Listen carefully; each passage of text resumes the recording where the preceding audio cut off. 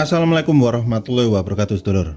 Masih dalam pemantauan aktivitas vulkanik dari Gunung Semeru di Lumajang, Jawa Timur. Di video kita kali ini lanjutan dari video kita sebelumnya ya, yang membahas perubahan aktivitas letusan vulkanik dari Gunung Semeru di Lumajang, Jawa Timur. Oke sedulur, sekarang kita telusuri rekam jejak digital letusan pusat dari Kawah Jongring Saloko.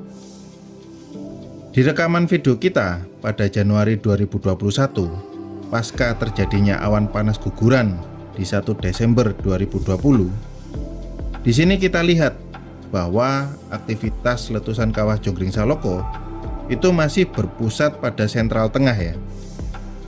Hingga di awal tahun 2022, pasca terjadinya awan panas guguran pada Desember 2021, yang pada waktu itu berjarak luncur hingga 16 km dari puncak. Juga terlihat aktivitas letusan kawah utama Jongring Saloko ini itu masih terus berada di titik sentral tengah. Bahkan di sepanjang tahun juga masih menunjukkan hal yang sama. Di sini jelas terlihat karena pasca runtuhnya dom di sisi tenggara sehingga menjadi awan panas guguran itu ya.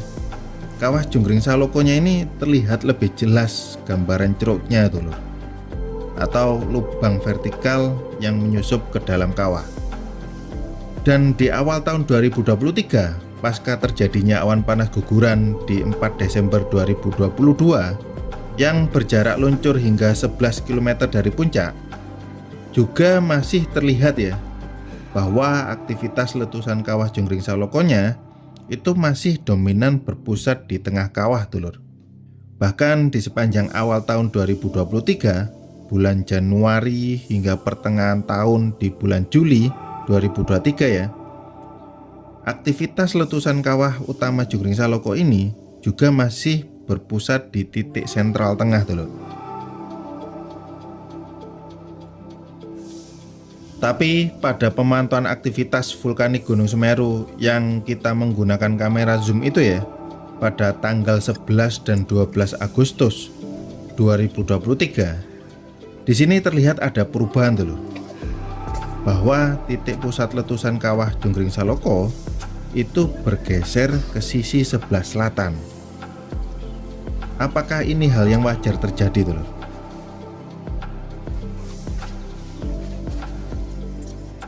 Oke, kita telisik lebih lanjut ya penyebabnya apa dulu.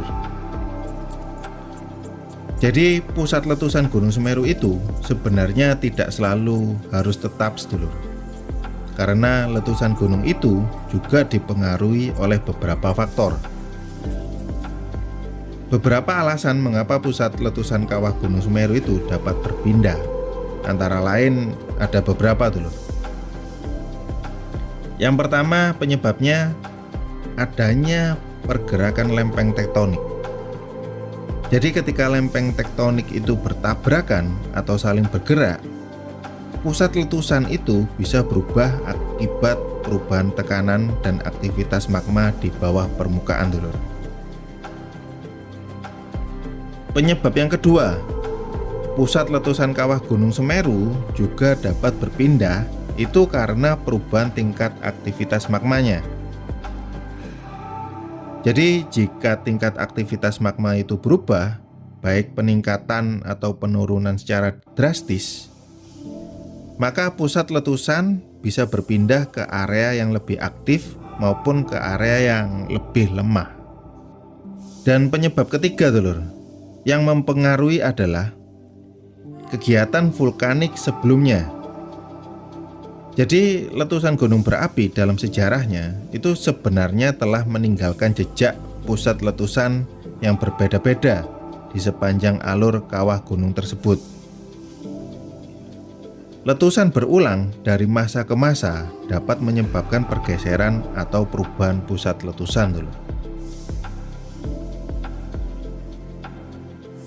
Dan yang keempat, pusat letusan kawah Gunung Semeru itu juga dapat berpindah karena sifat geologi dan sejarah letusan. Jadi setiap gunung berapi itu memiliki sifat geologi dan sejarah letusan yang unik. Jenis dan struktur batuan penyusun dari kawah serta arah pergerakan magma itu dapat mempengaruhi pusat letusan Gunung Semeru dulu. Mau bergeser ke arah sebelah mana nih? Selain itu, letusan gunung sebelumnya juga dapat mempengaruhi lokasi dan perpindahan letusan yang akan datang. Namun kini dalam pemantauan aktivitas vulkanik kita hingga tanggal 16 Agustus 2023 ini, aktivitas letusan kawah Jonggring Saloko itu kembali berpusat di titik sentral atau di tengah kawahnya dulur. Bahkan cenderung bergeser ke sisi utara ya. Jadi meskipun pusat letusan kawah itu dapat berpindah, secara sains dan teknologi perpindahan tersebut bersifat alami dulur, dan tidak dapat diprediksi secara akurat. Kita sebagai warga lokal dan para ahli di bidangnya akan terus memantau, meneliti, dan memahami perubahan-perubahan aktivitas Gunung Semeru ini, serta mengantisipasi kemungkinan bahaya yang ditimbulkan melalui cara kita masing-masing. Oke sedulur, itu aktivitas vulkanik dari Gunung Semeru dengan pembentukan kubah lava yang masih terus aktif terjadi bersamaan dengan letusan dan juga embusan yang bisa kita abadikan hari ini ya.